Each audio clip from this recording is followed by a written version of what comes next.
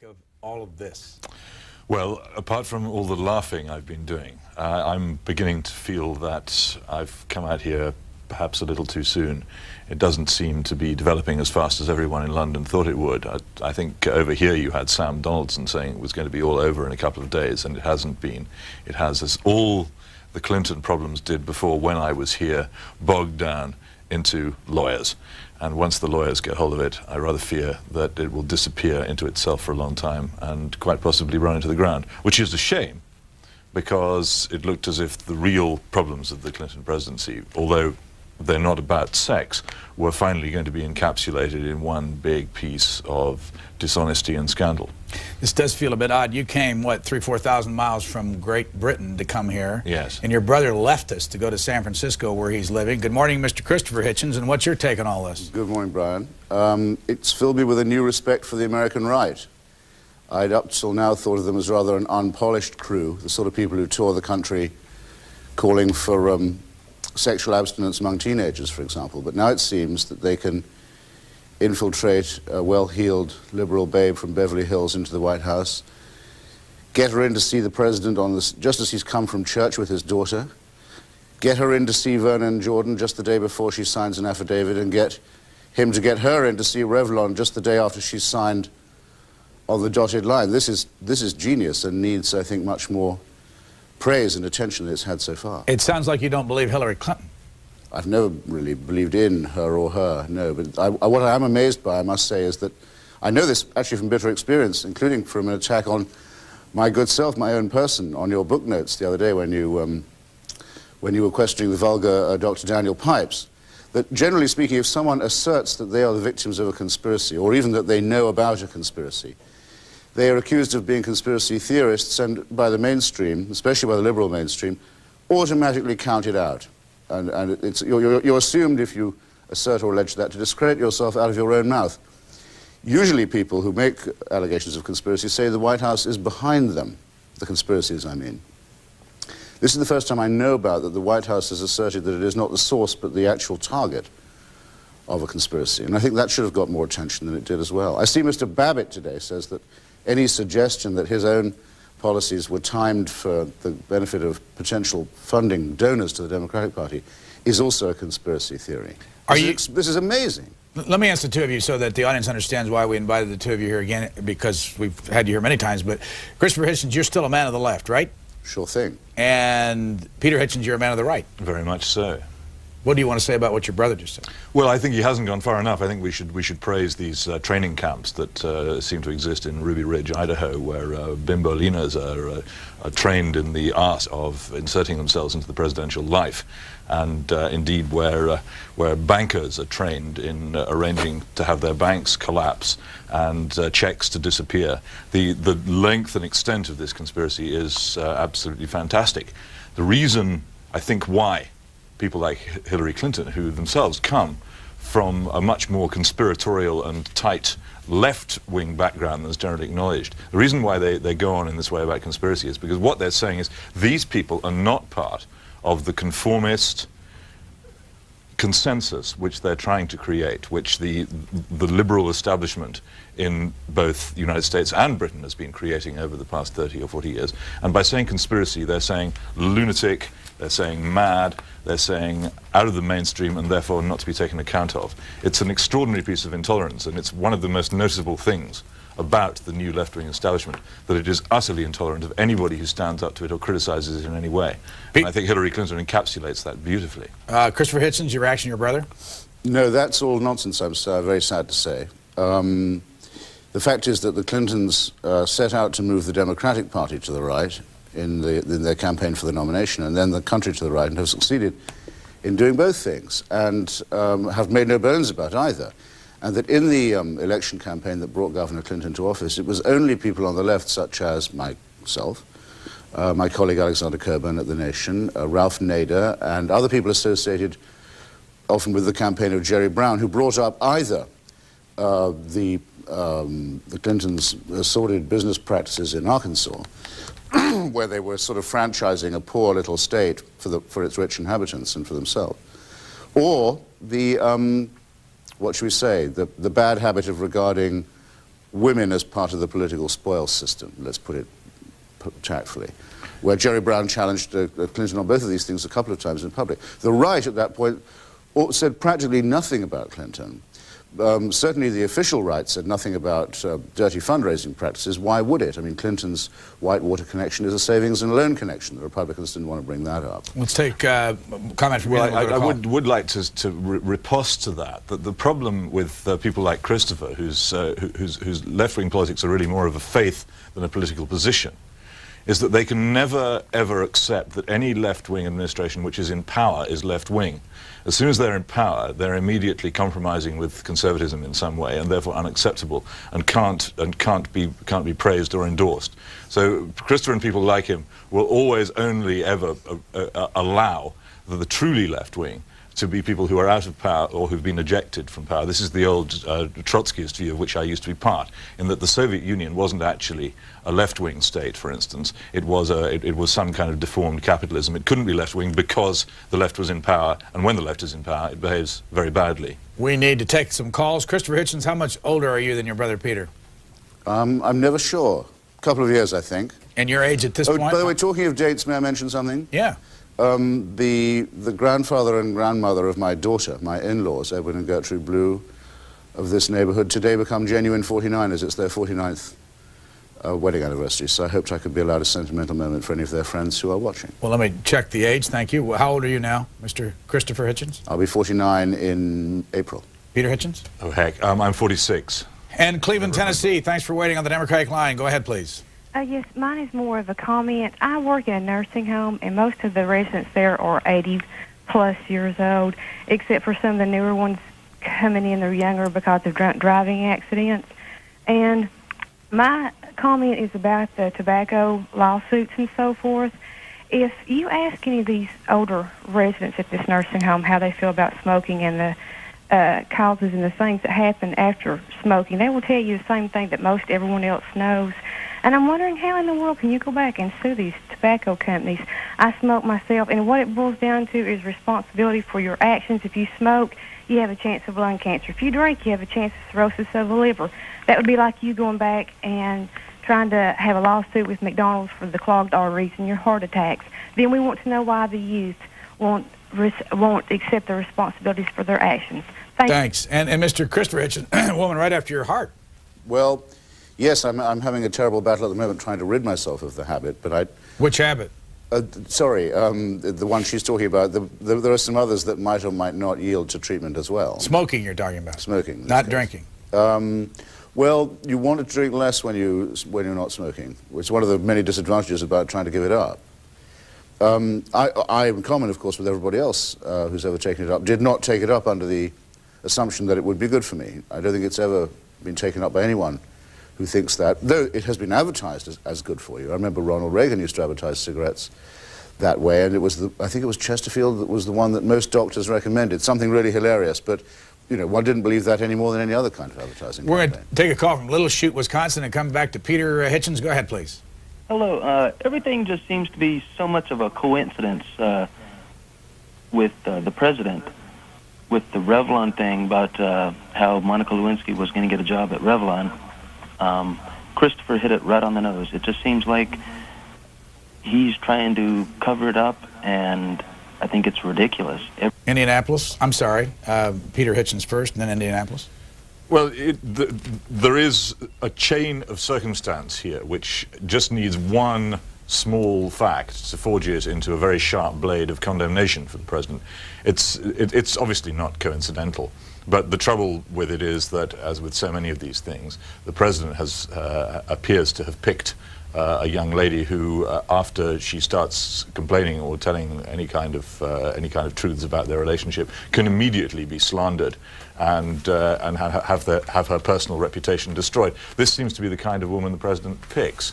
And so, despite all these non-coincidental coincidences and this damning chain of facts, I'm not at all sure that it's ever actually going to come to anything. Indianapolis now. Go ahead, please. Well, hold on, hello. Christopher. Go ahead. This is Ivan in Indianapolis. First time I've ever watched the show, and I simply want to say what these two men are saying, these Brits on the left and on the right, should cause all of us to be Anglophiles once again. God save the Queen. They've taken a very objective look at this. Well, you certainly know how to hurt a guy. I beg pardon? You certainly know how to hurt a guy.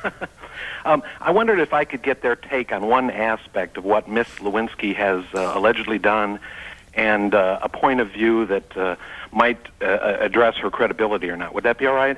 Go ahead. I know that she's a Democrat. I would presume that she's a liberal.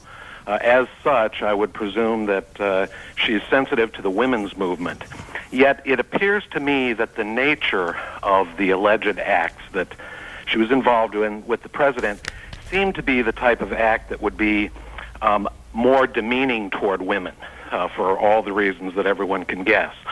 Why do they think, being from the United Kingdom, that the women's movement hasn't been more critical of what has taken place here vis-a-vis the president and the particular nature of the relationship that they had? Mr. C. Hitchens. Just to clear the ground a bit for what I'm going to want to say, and to disagree with Peter once more, I do think there's a chance of this achieving critical mass because two long-stalled and long-delayed and rather confusing inquiries, the so-called Whitewater one into Clinton's business habits and practices, and the so-called Paula Jones one into his allegedly viewing women as part of the spoil, have been stalled in parallel for a long time. They've both been kept at arm's length by different teams of lawyers and different tactics.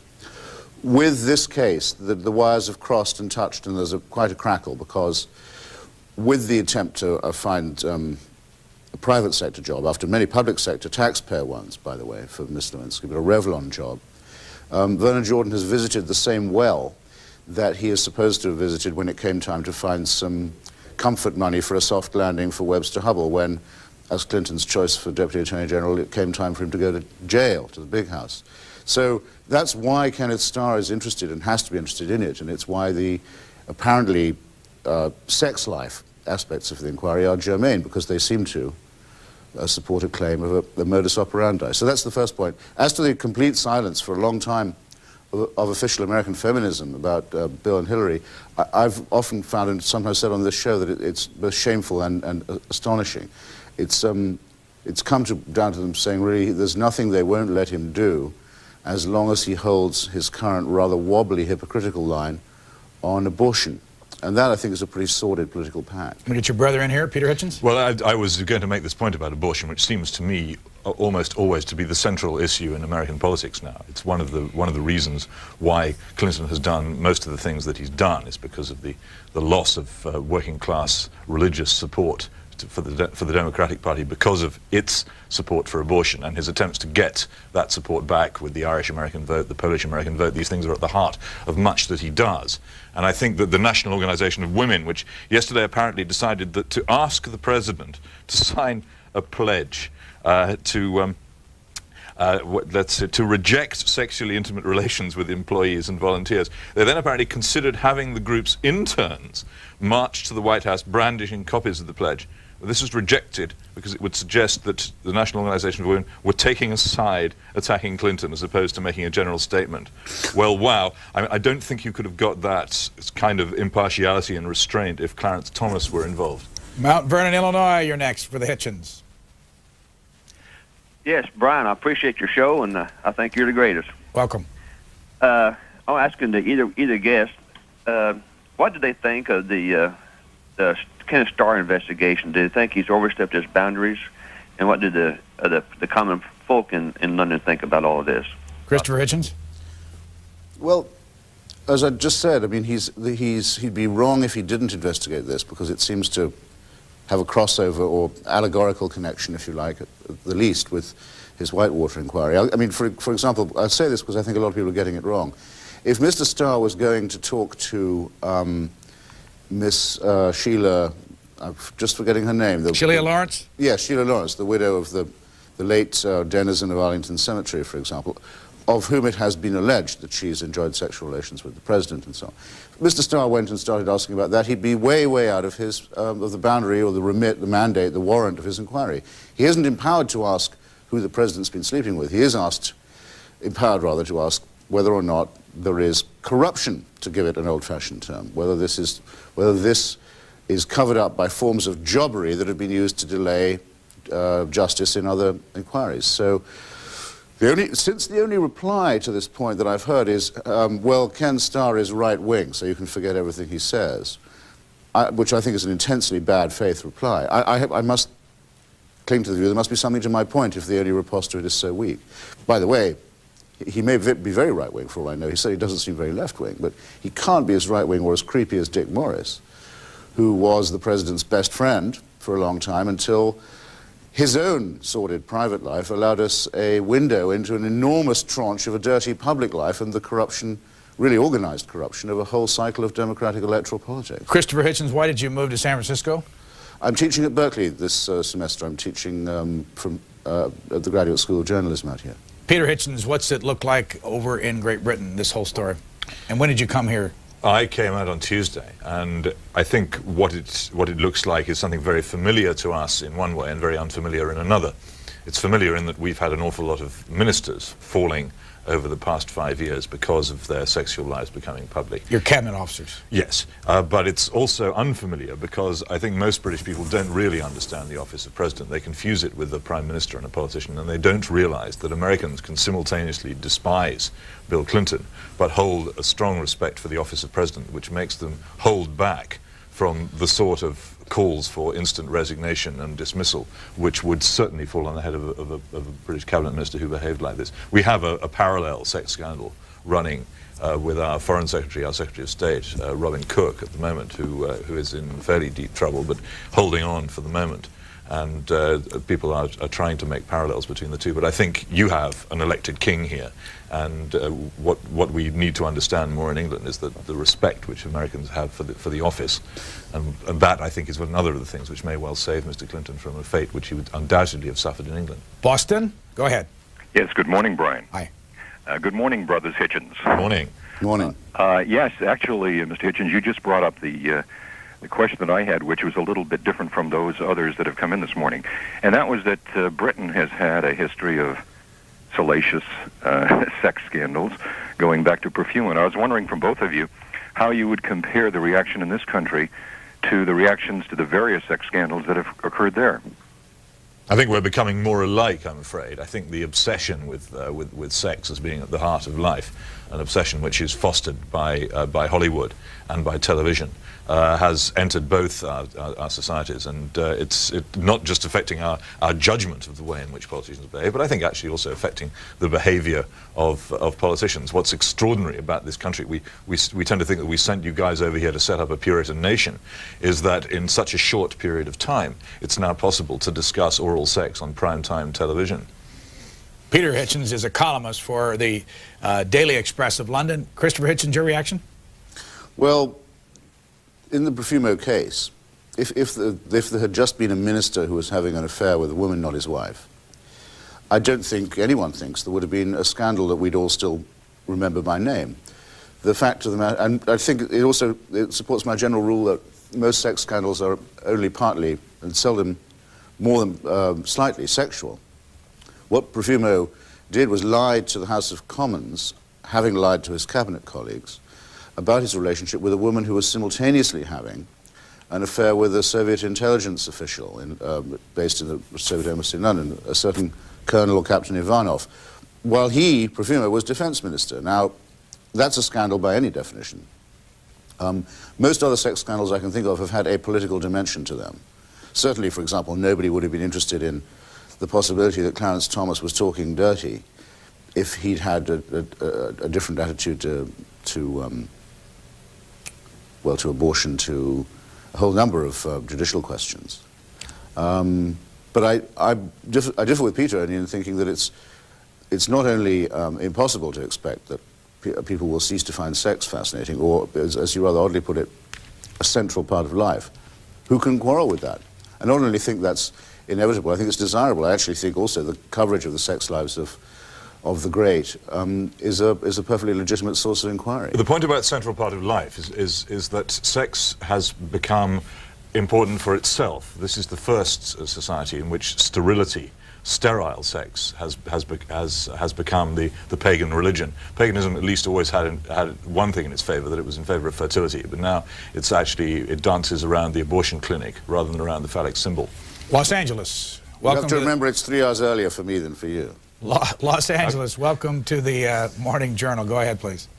8, really. Los Angeles, you're on the air. Thanks for waiting. Good morning. Hi. Hi. I have three brief, very closely related observations from a libertarian perspective. Number one, Congress shall make no law abridging the freedom of speech. Number two, unlike today's generation of politicians, America's founders had integrity, meaning they meant what they said and they said what they meant, and they meant no law abridging the freedom of speech. Finally, number three, unfortunately, the vast majority of Democratic and Republican politicians have very little regard for the First Amendment, as evidenced by the so-called Communication Decency Act of 1995, where overwhelming majorities of them voted for this patently unconstitutional piece of crap. So I would say that the very first official act of the Republican politicians, the oath of office where they swear to defend the Constitution, is a lie based on results. May I have your comment, please? Christopher Hitchens.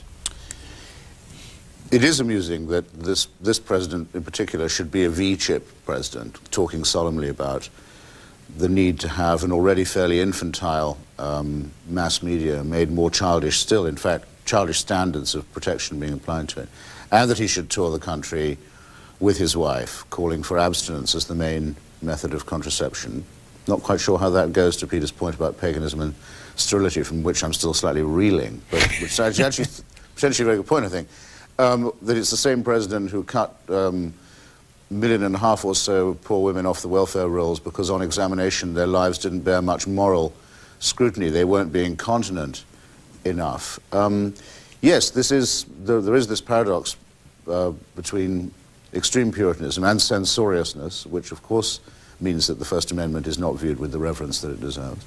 Okauchee, Wisconsin. Go ahead, please. Hello, Brian. Hi. I'm not too good at this, so bear with me. I think this kind of debunks the liberal media myth. I haven't heard much from their point of view on all this with Mr. Clinton, the President Clinton, and I just look at it as who have they put down since they've been in office? And one would be the insurance industry, tobacco industry, and also the Pentagon. Thanks. Does this debunk the liberal media myth, Peter Hitchens? Well, which liberal media myth? I think that one of the things which is quite astonishing in all this is that the liberal media, as I would classify them, who for most of the time that I was here between 93 and 95, held back from making any serious criticism of the president or investigating what he was up to, finally have, in a dam burst, discovered that there is a story here and have joined the right-wing conspiracy in the most extraordinarily enthusiastic fashion. If that's the myth he's talking about, yes, otherwise I don't know. Could I just go back to the point that the other caller made about the First Amendment? The whole point about the First Amendment is who can believe that the Founding Fathers, if I understand your question correctly, were setting up that amendment to liberate pornography across the United States, which they were setting up. What the Founding Fathers believed was that a free country would be inhabited by moral men who would not seek to distribute such things. If immoral men seek to exploit freedom, it becomes license, and as everybody knows, once it becomes license, there are then calls for dictatorship and the end of freedom. Abuse freedom long enough and you cease to have it. It's a simple point. It can't be made often enough, and it should certainly be made to pornographers. In this month's, I guess, let me just check it out here, February edition, actually, of Vanity Fair, Christopher Hitchens, you're the subject of a page on the letters page, Angels and Insects, and there's a cartoon there with you and Diana, Princess Diana, pulling you one way and Mother Teresa the other. And then one of the letters from Christopher Vaughn of Indianapolis, Indiana says, I guess it's safe to say that in Mr. Hitchens' world, no good deed goes uncriticized. I wasn't sure if his remark about, quote, a simpering Bambi narcissist and a thieving, fanatical Albanian dwarf, unquote, was an attempt at highbrow sarcasm or just plain acerbic chatter from a self-important media bottom feeder. When they're talking about you, sir, what do you think of that? I think it was a bit of both, it was an attempt also to try and encapsulate I think you and I did a show on it at one point with a gentleman from the Washington Times, trying to get people to remember what they've been trying to forget, which is what it was like, excuse me, Brian, living through a week of such absolute cretinism in the mass media, where, in what I thought was a very sinister way, not only were people told incessantly that others were grieving about the death of a rather mediocre princess, but they were told, that would have been bad enough to have that wall-to-wall from dawn till dusk, but they were told that they were themselves grieving, that we were all in the grieving process, which is no part of the mass media's job to do, even if it was true, which it was not. Biloxi, Mississippi, for the Hitchens brothers. Go ahead, please. Good morning, Brian. Morning. I love your show. Absolutely love your show. Welcome. What I was calling about, and I don't think people are saying it enough, is that it's not the act so much. It's just the lying, that just continues. One lie leads to another. When they had the 60 Minutes show, the Stand By Your Man show on 60 Minutes, if they had taken that one step farther and told the American people what type of relationship they have a platonic relationship, they have a political relationship, then just think we wouldn't be having all of this now. And there's so many people in our own families that we know that that couples have stayed together for one reason or another. Maybe it's for the children, maybe it's financially, and then if he must resort to this activity, then do it discreetly. But then at least they announced in the beginning that what type relationship they had. Thanks. Peter Hitchens? Yes, this is a reckless and trivial man who you have as President of the United States, and I think that that's the point about the lying. Lying, oddly enough, I think can be justified in politics. Reckless and trivial. I think so, and this is what's always struck me about him, and I think this episode, the importance of this episode, to me, is that it brings home just how reckless and trivial he is. Christopher Hitchens, would you use those words, reckless and trivial? I certainly wouldn't disown them. I mean, I think he's a very superficial, very shallow, opportunist guy. And yes, given that after one's looked at the timeline on this, there's no possibility that he can be telling the truth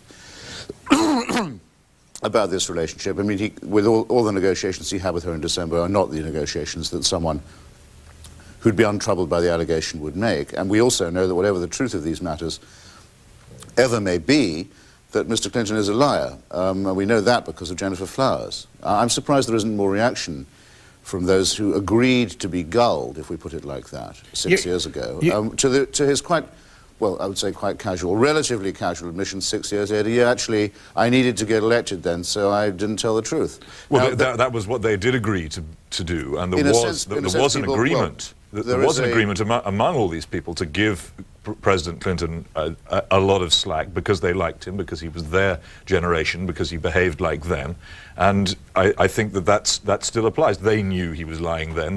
That's why they're not surprised or outraged by the admission that the Jennifer Flowers thing was a lie. That was certainly true of the press corps in New Hampshire, where I was at the time. They just decided the line of the day is, this story is over, we're taking Bill and Hillary's view on Jennifer Flowers. That's certainly true. But the question really is, do politicians act in a hypocritical manner about sex for its own sake, so to speak, or do they do it because they believe that the public expects them to be hypocritical, or is it the public hypocrisy, the hypocrisy of the public, that dictates the rest of it? I actually think all three could possibly be true. In other words, had Clinton said on that 60 Minutes, look, when Miss Flowers says that I loved her and she loved me, that's all true.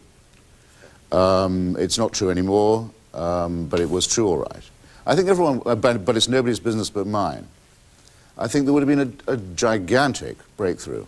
Let's go to Dennis. Set a new standard, but of course, for all kinds of reasons, including his own relatively easy resort to lying, that wasn't possible. Let's go to Dennis in Texas for Christopher and Peter Hitchens. Go ahead, please. Good morning. I'd like to be able to change the subject here. And first and foremost, Christopher, you're the greatest. I just think you're absolutely the best thing that ever hit the United States in the way of reporters, whatever. Very decent But of you. what I wanted to talk about was, see, I'm a headhunter, and right now I'm busy with people that are wanting to get out of the service.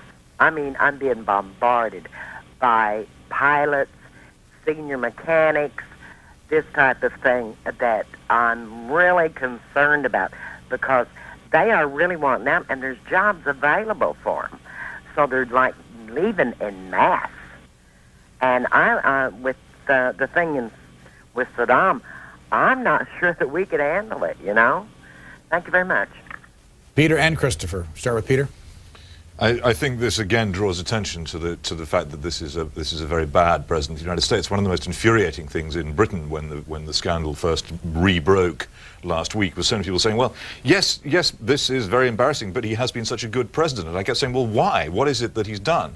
The United States is weaker in world terms. Its behavior in geopolitical issues has been often foolish. I think its policy towards the Middle East at the moment is quite extraordinarily foolish in practically saying to Israel, look, it's all your fault that there's trouble. Therefore, if you carry on shrinking until you eventually shrink into the sea, we will have peace in the Middle East. I think it's an amazingly foolish policy. Tony Blair in town right now? No, he's coming on Wednesday. And apparently the White House press corps have been instructed not to use his visit as an occasion to ask questions about Monica Lewinsky. Norcross, Georgia. Hold on, Christopher Hitchens. Norcross, you're next. Yes, good morning, Brian. This is Norman Wishman. I haven't spoken to you for a long time. Welcome. I did send you this email, but apparently you didn't get it. But I have an article in front of me, and this is particularly for Chris Hutchinson, that Jordan has ties to Lewinsky's mother, and I'll just read part of it. Vernon Jordan has another connection to Monica Lewinsky besides his old friend, President Clinton. He is a longtime friend of R. Peter Strauss, a wealthy New York media executive who was engaged to Lewinsky's mother, Marsha Lewis. Now, if a guy... that's probably why he helped her get a job. I just wanted to stress it because they said that even this Strauss, who's 74, who owns radio stations and small newspapers in New York's Hudson Valley, when his wife died of cancer, Jordan even spoke at the funeral. So now he's friends with Lewinsky's fiance, who she's going to get married. So why wouldn't he help anybody? So you say it has absolutely nothing to do with anything? Of course not. It just so happened that he didn't help her until after the president had met Miss Lewinsky on December 28th, that's all. Am I finished? No. Did you want to answer Mr. Peter Hitchens? I wanted to say this. This was in USA Today 2 days ago. Nobody has talked about it. The headline is, Jordan has ties to Lewinsky's mother. Now, nobody's always talking about, all you hear about is, boy, isn't it something that he tried to help? Why did he all of a sudden try to help Monica get a job? Well, here it is. I'm looking at it right in front of me. Mm-hmm. If Chris Hutchinson was friendly with another person, and that daughter needed help, you mean that nobody would try to help her get a job, particularly if you're friendly with the guy who's going to marry her mother? Christopher Hitchens. I see what you mean. I mean, I knew that's interesting, and I'll look up the clip. I knew already that she became an intern in the first place because she had that connection with someone who was a very heavy-hitting donor to the Democratic coffers, and there's nothing intrinsically wrong in that. I mean, actually, she could have probably got to the Lincoln bedroom under her own steam if the donation had been big enough. Obviously, I don't want life to be so cold and bureaucratic that you can't ever help out the rich daughter of a rich friend who's also a rich donor. That would be sad.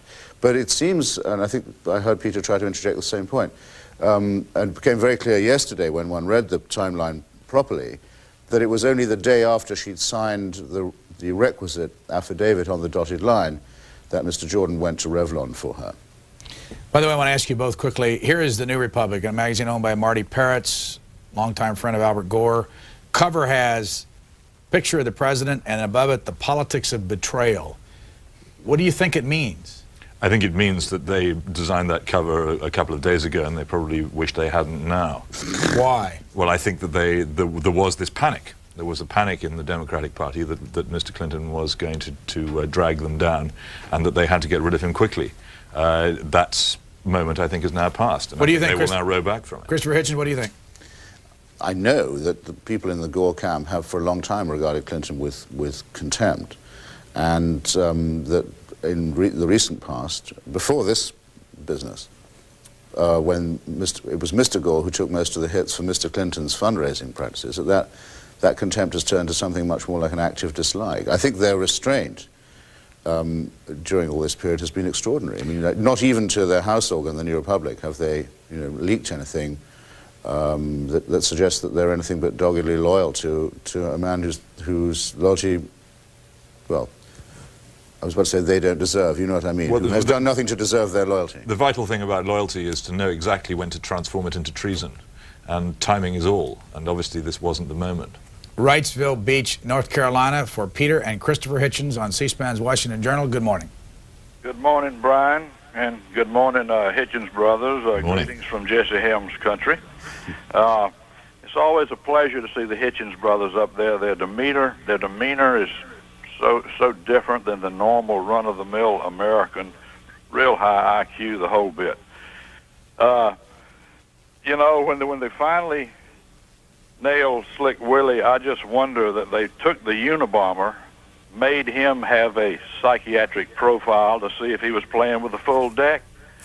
I think when they run the psychiatric profile on Brother Bill, the country will be aghast.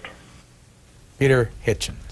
You may well be right, but I don't know whether it's going to come to that. I think we're a long way short of psychiatric profiles, and I think the people who are beginning to refer to this this president as the OJ president are closer to the likely result. This will be a man who lives on in the Oval Office with fewer and fewer people willing to play golf with him. Christopher Hitchens.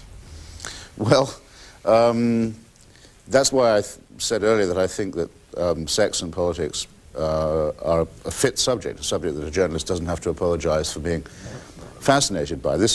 Here's the guy who could have said to himself, relatively recently, all those things people like to say, first Democrat re-elected since FDR, this and that and the other thing, youngest president since I can't remember who, all of that stuff, and all this is swirling around his head, and if what I suspect, well, in fact I'm sure of, is true, there must have been a moment when he thought, well, I could throw all that away for what is immediately in front of me for the next 5 or 10 minutes. I mean, it could happen that I'd have to forsake all that for this, but I'm going to give it a try. I'm willing to risk it. That is absolutely fascinating. It's the original definition of classical hubris. I think it should get a more informed and maybe more compassionate speculation than it's been getting. Christopher Hitchens, it's 18 minutes before 7 a.m. where you are in San Francisco. By the way, where are you in San Francisco? I'm just down near the Embarcadero on Battery. And you're teaching across the pond there over at Berkeley? Across the bay in Berkeley, yes. What are you teaching? Well, I'm at the Graduate School of Journalism, and I'm teaching a course trying to show that there is a tradition in America of journalism as literature, which Thomas Paine, Frederick Douglass, Mark Twain, H.L. Mencken, that journalism can aspire to be and can be literature, and that also that's the great tradition of American dissent as well. So it's an attempt to instill taste, bearing, and courage and moxie into the rising generation. Are you coming back here eventually? Oh, sure. I mean, I must say, but I don't mean to seem ungrateful for the hospitality I'm getting in Berkeley or in Stanford, but sometimes last week I did wish I hadn't left Washington. Munster, Indiana, near Chicago. Go ahead, please. Good morning, Brian. Hi. I do hope you got those photographs scanned to you. What really bothers me more than anything is the timing that this story was broken just before the president gave his speech. And you can't tell me that isn't ugly when they said that they were sitting on this story. And I suppose that's why I'm so angry with the press.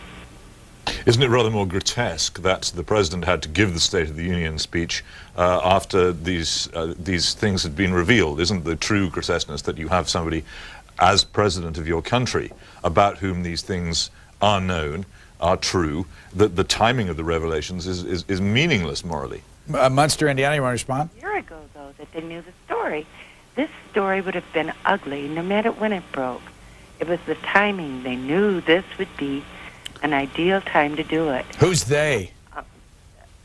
The gentleman that broke the story. Well, no. First of all, the Time magazine sat on the story.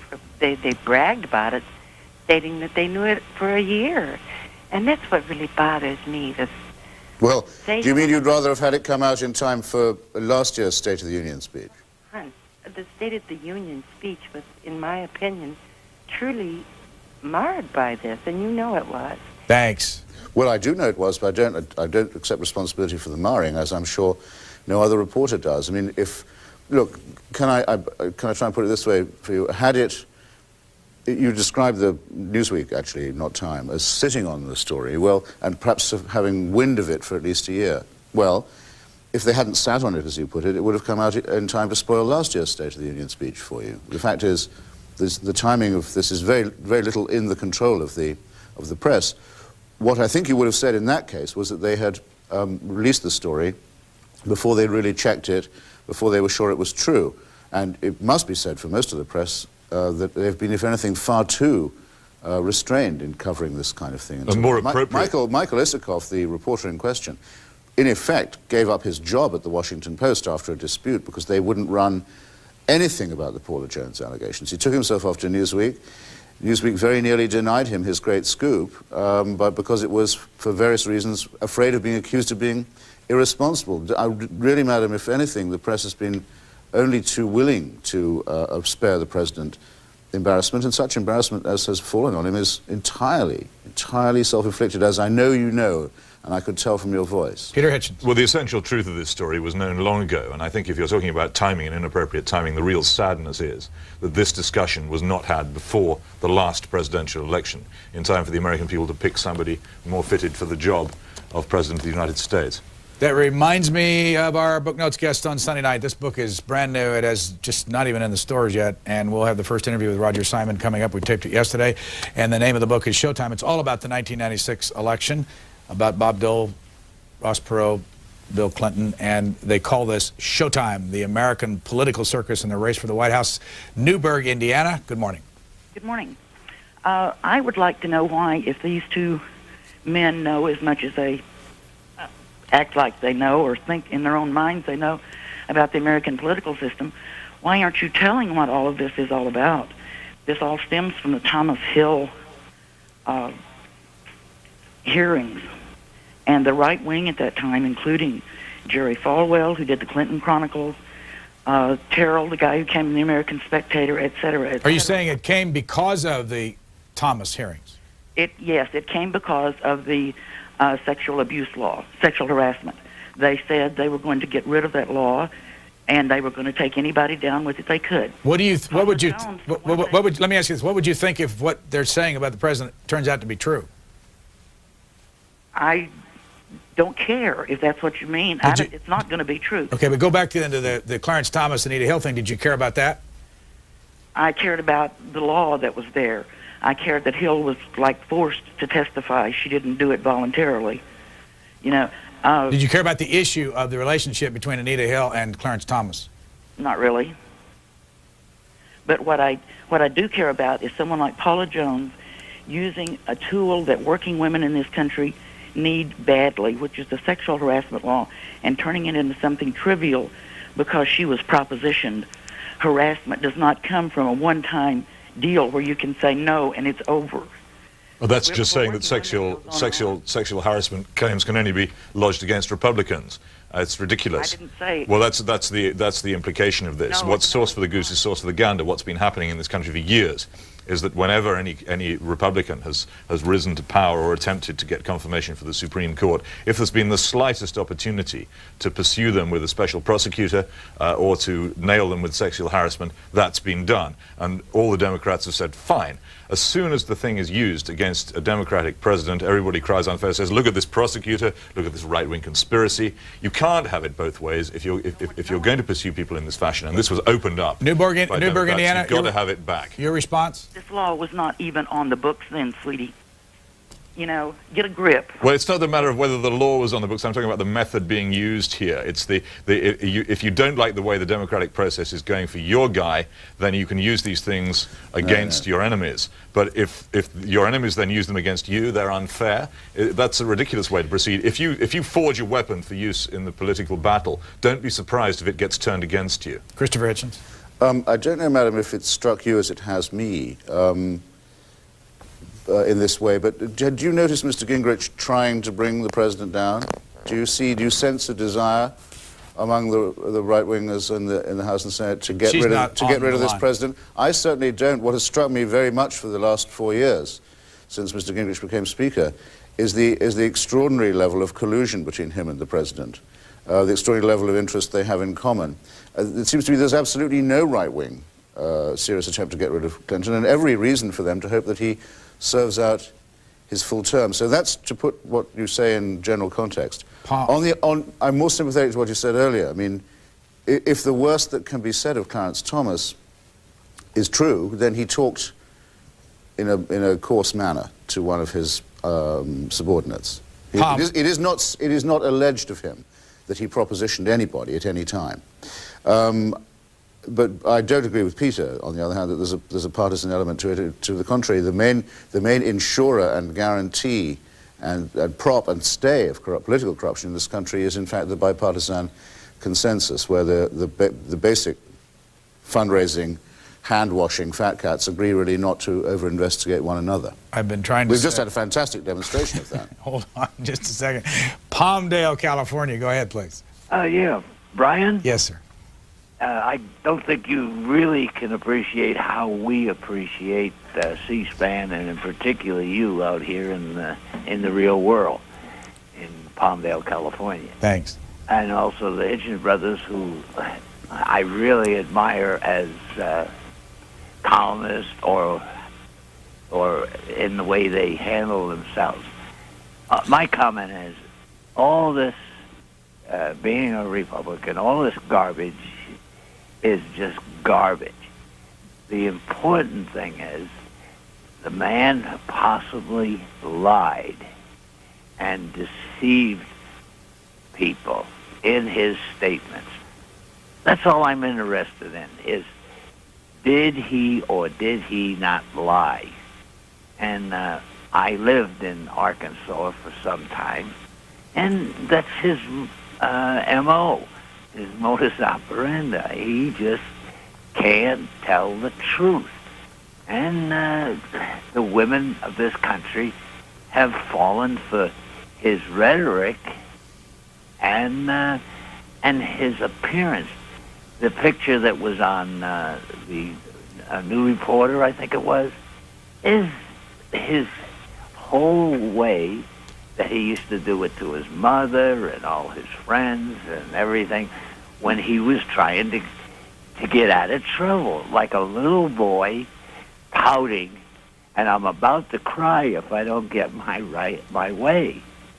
That's about all I can, have to comment on, is just that, hey, the women love him, so we're stuck with him. I'd only say about that men of power do lie, and sometimes they do have illicit sexual relations, and I think we would do well not to be too concerned about that, provided that these things are done in a certain way. What's objectionable about Mr. Clinton is, as I say, the trivial nature of everything that he does. He doesn't lie for any kind of high purpose, and his sexual relations seem to be, how should we say, fast food in their in their manner. What I've always found objectionable about him, and what's particularly bothering me at the moment because of Ireland, which is a huge issue back in England, is that he has adopted policies purely because they have suited his polls and because they have suited his fundraising activities. There's been no other reason, and we now have a terrible crisis in Ireland. The licensing of terrorist spokesmen in talks with democratic politicians, leading, in my view, to much greater violence and the danger of civil war in Ireland because of Mr. Clinton's utterly cynical and light-minded intervention. This is the kind of man he is, and all this episode does is underlines his triviality, his inability to take anything seriously or see anything seriously or understand the great issues of the globe. Here is a picture from yesterday's, or actually today's, Daily News, and it's a picture of William Ginsburg and Monica Lewinsky, taken by John Roca of the New York Daily News, coming out of the Cosmos Club. Want a quick comment, Mr. Christopher Hitchens from the West Coast? Not on that, but on Ireland, if I may. I think all that's wrong. I mean, the United States is, rather than the United Kingdom, the country that has for a long time had the primary responsibility for Irish affairs. No president Democratic or Republican or of Irish background or any other background can afford to ignore that fact. I don't think it did Mr. Clinton much good politically. I don't think that was the motive. I think there are aspects of the policy, such as some of the political rewards and offices given to members of the Kennedy family now that do fit more with the Clinton modus operandi. But as a matter of fact, the British government would still be pretending that there was no such thing really as Sinn Féin and no need to negotiate with the Republican movement if it wasn't for American pressure. And it's a very good thing, in my opinion. A great favor was done to the British government by the American insistence that that the Irish government has a right to be consulted about the North of Ireland, and that also the Republican movement in the North of Ireland is, as well as a military movement, a political one. Running out of time, Boise, Idaho, capital of that state. Go ahead, please. Good morning, gentlemen. I've got a couple of questions and a couple of points to bring out. Number one, quite a few years ago, I myself was sexually harassed on 3 different occasions by 3 different top high-ranking people in government.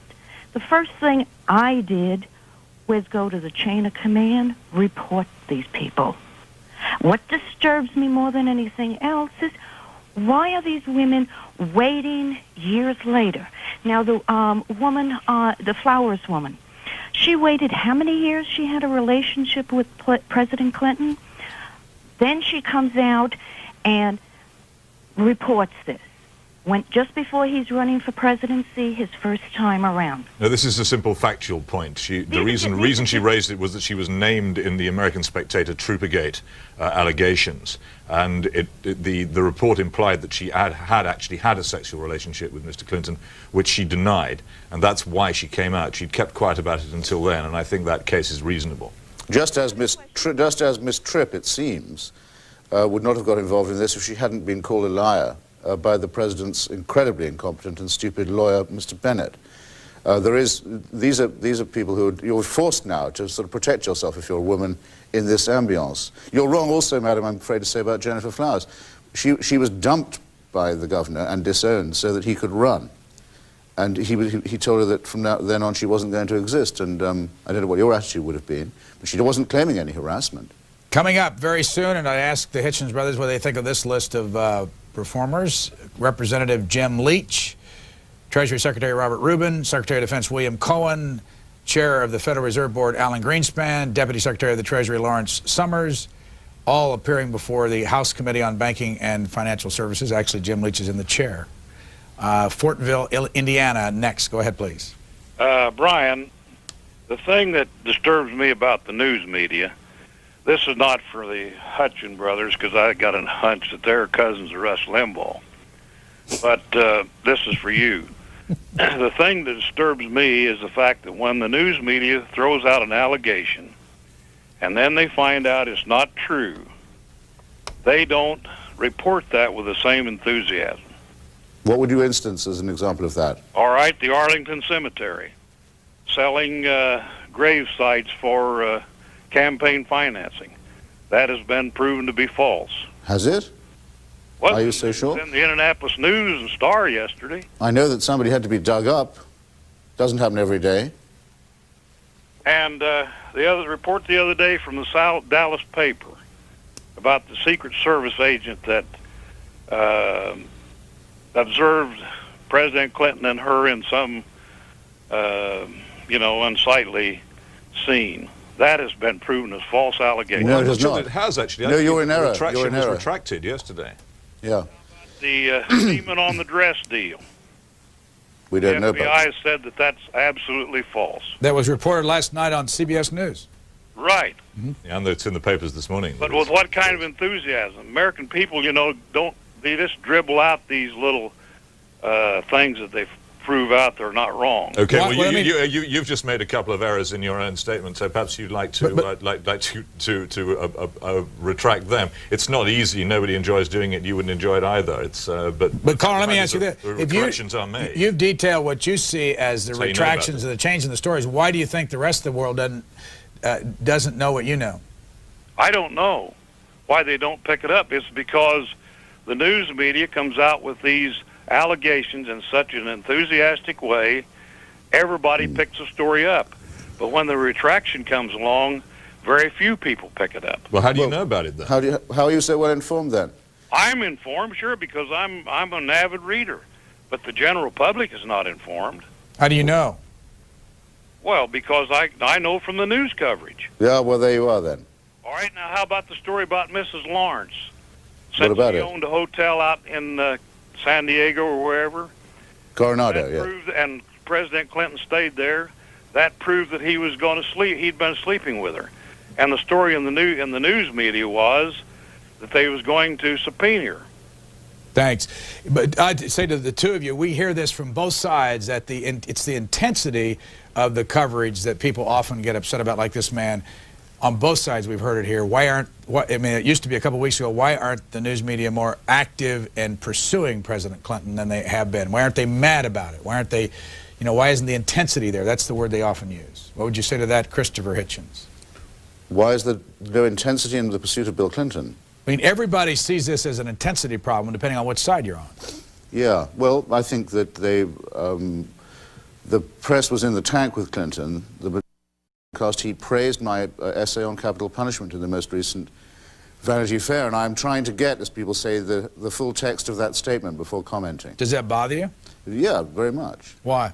Well, I don't look for praise from that quarter, and therefore I had to wince when the gentleman just now said I might be his cousin, because I had this guilty secret. I knew that he'd praised me on the air. Aiken, South Carolina, we're running out of time. Go ahead, please. This is my first time getting through. I enjoy the show, and I adore both Hitchens brothers. Mr. Peter has gotten to the heart of a point I've been trying to make for 2 weeks to people I know and to call-in shows, is that this president is very reckless. No one in the American media has looked at some of the ancillary issues, like why were college kids allowed unlimited access to the Oval Office and the West Wing of the White House? This is very, very critical thing. I think perhaps the American press cannot be dispassionate enough to look at some of these reckless activities and then place it in context of how it might be compromising the American positions and our security. And I think perhaps it might take someone as dispassionate as a British journalist. Thanks. We are running out of time. Mr. Greenspan's in the room. Mr. Peter Hitchens. I long for the memoirs. When all this is over, when the people who were in there actually come out and say what actually happened, I think we will find out that this White House was immeasurably worse even than we now think it is. And I look forward to reading that. The pity is that the American people can't know now just what a bad government they have. We have to take one more call, and then we're going to have to go to the hearing. Imperial, Pennsylvania. Go ahead, please. Yes, there appears to be a little bit of a genteel humor among these two brothers, which is entertaining on this show. I thought possibly I could make a statement in the question that might add a small amount of humor to the situation. You're going to have to be quick, though. I thought maybe Mrs. Clinton should change the title of her book to "It Takes the Village to Keep an Eye on My Husband." Thank you. Mr. Christopher Hitchens, last comment. My favorite stupidity of the week, and I've heard it a lot, is the number of people who, interviewed as Vox Pop in the street, will say, well, Mr. Kennedy did all that too, but it didn't affect his wonderful job performance. I thought, well, it just shows what a long way we have to go. People should read Seymour Hersh's book and see if they would still say either or both of those things. Final comment, Peter Hitchens? My favorite statistic is that 25% of Democrats don't want their daughters to work as interns in the White House anymore. What I want to know is, what about the other 75%? Thanks, Peter Hitchens. Thanks, Christopher Hitchens. We now go to Capitol Hill. You didn't frankly have the balls to put country before party.